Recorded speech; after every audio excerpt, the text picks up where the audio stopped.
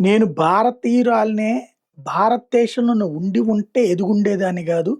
అమెరికాలో కాబట్టి నేను సీఈఓ అవ్వగలిగాను అని జెప్తోంది పెప్సికో సీఈఓ నూయి.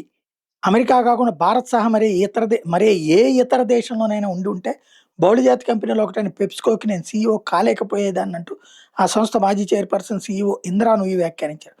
అమెరికాలో ప్రతిభను గుర్తించి అవకాశాలు కల్పించే మెరిటోక్రటిక్ వ్యవస్థ ఉండటం వల్లే నేను ఈ స్థాయికి ఎదిగానని చెప్పుకొచ్చారు. అమెరికా విదేశాంగ మాజీ మంత్రి కండోలిజా రైస్‌తో ఆవిష్కరణ యోగ్యత విధానం మీద జరిగిన సంభాషణ సందర్భంలో న్యూయి వ్యాఖ్యలు చేశారు. అమెరికా వ్యవస్థ యోగ్యతా ప్రాతిపదికన నడుస్తది. ఇక్కడి మార్గదర్శకులు మీరు స్త్రీనా లేక పురుషులా అనేది పట్టించుకోరు. అత్యుత్తమ మేధావులు మాత్రం ఉన్నత స్థానాలకు ఎదగాలని కోరుకుంటారు. అమెరికా అత్యుత్తమ దేశం.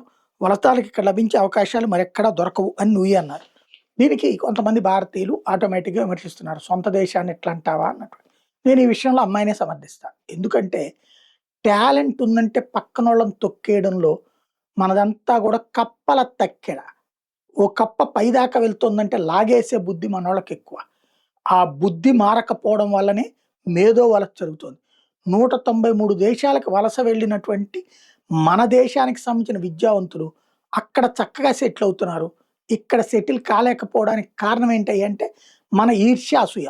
పక్కనోడు బాగున్నాడంటే చాలు నాశనం కావాలని కోరుకునే మనస్తత్వం పోనంత వరకు ఈ దేశాన్ని ఎవడు బాగు చేయలేడు.